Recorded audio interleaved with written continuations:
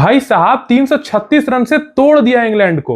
ये मैच नहीं था, ये टेस्ट क्रिकेट का मास डिस्ट्रक्शन था। और जहां जीत तो दूर, इंडिया कभी क्लोज भी नहीं आया, उसी एजबास्टन पर इंडिया ने आज लिख दिया जीत का डंका। पहले टेस्ट में हारे तो सबने बोला ये सीरीज तो गया बॉस, पर इस दूसरे टेस्ट के बाद इंडिया ने बोला कि अब सबका बिल बनेगा। गिल ने रन बरसा दिए, आकाशदीप ने स्पीड से छक्के छुड़ा दिए और बोनस स्पिनर्स ने अपनी बॉलिंग से गेम पलट डाला। 336 रन की जीत, इतना बड़ा गैप तो भाई प्रैक्टिस मैच में भी नहीं होता है। इंग्लैंड समझा कि ये होम ग्राउंड है, लेकिन इंडिया ने समझा कि ये होम डिलीवरी है। इंडिया की इस जीत में दो असली हीरो थे, एक था काम असैसिन शुभमन गिल और एक था बॉलिंग का नया तूफान आकाशदीप। शुभमन गिल ने कैप्टेंसी के प्रेशर को मिल्कशेक बना के पी गया। बैटिंग में एलिगेंस, टाइमिंग में पोएट्री और लीडरशिप में फुल स्वैग। और दूसरी तरफ आकाशदीप, जिसका नाम लोग पहले गूगल कर रहे थे, अब इंग्लैंड के बैटर्स उनके स्पेल से अपनी आखिरी सांस गिन रहे हैं। एक ने रन्स बनाकर फाउंडेशन डाली तो दूसरे ने विकेट्स लेकर बिल्डिंग गिरा दी। शुभमन ने बैट से सबको साइलेंस किया तो आकाशदीप ने पूरे इंग्लैंड को म्यूट कर दिया। ये जीत सिर्फ स्कोर कार्ड पर नहीं है, ये दिल पर भी है और इस पर सिग्नेचर है गिल और आकाशदीप का। चलिए बात करते हैं इस जीत में अहम किरदार निभाने वाले खिलाड़ियों के बारे में। सबसे पहले आकाशदीप। इसके बारे में जीजी भाई ने पहले टेस्ट में सोचा होगा, इसको बैठाओ, इसको रेस्ट करने दो, लेकिन आकाशदीप ने रेस्ट नहीं किया, उसने अपना रिवेंज मोड ऑन कर लिया। इस मैच में जब से उसने पिच पर कदम रखा है, इंग्लैंड के बैटर्स का कॉन्फिडेंस पिच से भाग गया है। फर्स्ट बॉल से ही लगा कि ये कोई नॉर्मल बॉलर नहीं है, ये है दर्द का दूसरा नाम। कुछ बॉल तो ऐसी डाली, ऐसे लगा कि बॉल और विकेट्स के बीच लॉन्ग डिस्टेंस रिलेशनशिप चल रहा है। फिर क्या, इंग्लैंड के लिए हर ओवर बन गया एक हॉरर स्टोरी। इंग्लैंड के टॉप ऑर्डर को देखकर लगा जैसे ग्रुप प्रोजेक्ट में सारे बच्चे कहते हैं, तू कर ले भाई, तू कर ले भाई। ये सिर्फ बॉलिंग नहीं कर रहा था, ऐसा लग रहा था कि ये पिच पर पेंटिंग कर रहा है। हर बॉल एक मास्टरपीस। जिस तरह से इसने बैटिंग लाइनअप को टीज किया, प्लीज किया और फाइनली ग्राउंड से रिलीज किया, क्या ही था बॉस। और जो बॉल जो रूट को पड़ी, मैं ये दावे के साथ कह सकता हूं कि दुनिया का कोई भी बल्लेबाज उस गेंद को खेलने में असमर्थ रहता।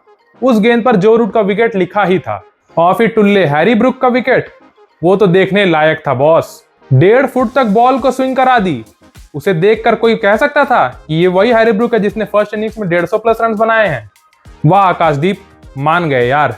शुभमन गिल, नए दौर का कप्तान और पुराने स्कूल वाला वही क्लासिक बैटर। जब पूरी दुनिया ने इनकी कप्तानी के ऊपर सवाल उठाए, तब इसने अपने बल्ले से सबको शांत कर दिया। एक एक शॉट में वो फनेस, टाइमिंग में पोएट्री और डिमीनर वही रॉयल कामनेस वाला जो सिर्फ बड़े प्लेयर में होती है।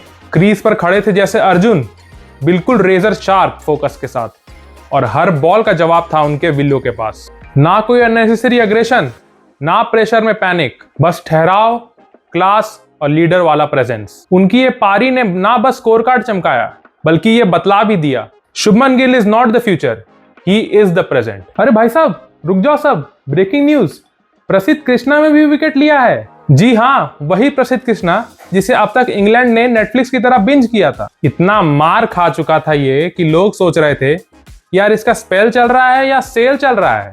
हर ball free hit, boundary line से तो फील्डर्स ने फॉर्म भर दिया था कि हम बॉल बॉय बनना चाहते हैं, लेकिन भाई ने साइलेंस तोड़ा। एक जबरदस्त बॉल, थोड़ा एज, थोड़ा लक और आखिरकार विकेट मिला। इस कमेंटेटर्स और ऑडियंस सबने कहा कि क्या भाई ये बॉलिंग करना भूल गया है क्या? और तभी प्रसिद्ध ने जवाब दिया, क्यों भाई, आ गया स्वाद। शायद थोड़ा लेट आया, लेकिन जब आया तब बैट्समैन को वापस पवेलियन भेज कर आया और कह दिया, मैं भले रन्स देता हूं लेकिन विकेट्स भी लेता हूं, फैशनेबली लेट। तो दोस्तों, शुभमन और आकाशदीप तो थे इस जीत के मेन सूत्रधार, लेकिन और भी बहुत से खिलाड़ी थे जिन्होंने इस मैच में बहुत इंपॉर्टेंट रोल प्ले किया भारत की जीत में, जैसे कि ऋषभ पंत, केएल राहुल और यशस्वी जायसवाल, इन तीनों की हाफ सेंचुरीज, और जडेजा और वॉशिंगटन को तो खासकर ना भूलें।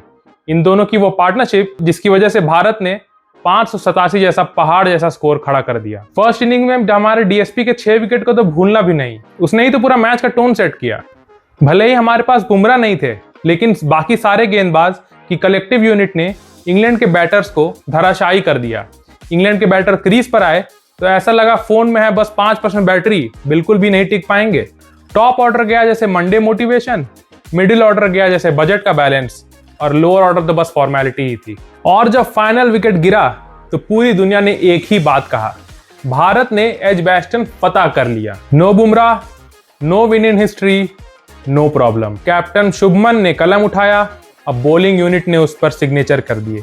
इंडिया ने रिकॉर्ड नहीं बदला है, इंडिया ने रिकॉर्ड बनाया है। एजबैस्टन का अब नया नाम हो गया, एजबैस्टन। तो दोस्तों अगला मुकाबला है लॉर्ड्स में और सीरीज है 1-1 से बराबर। अगले मुकाबले में भारत के बॉलिंग लाइनअप में जुड़ जाएंगे जसप्रीत बुमराह और इंग्लैंड को मिल जाएगा जोफ्रा आर्चर का बूस्ट। आपको क्या लगता है, इस सीरीज में इंग्लैंड वापसी कर पाएगा या फिर इंडिया एक विनिंग रन को कंटिन्यू करते हुए सीरीज में लीड ले जाएगा? अपने थॉट्स को नीचे कमेंट में लिखकर बताएं। वीडियो पसंद आया तो इसे लाइक करें, चैनल को सब्सक्राइब करें। फिर मिलेंगे, अलविदा।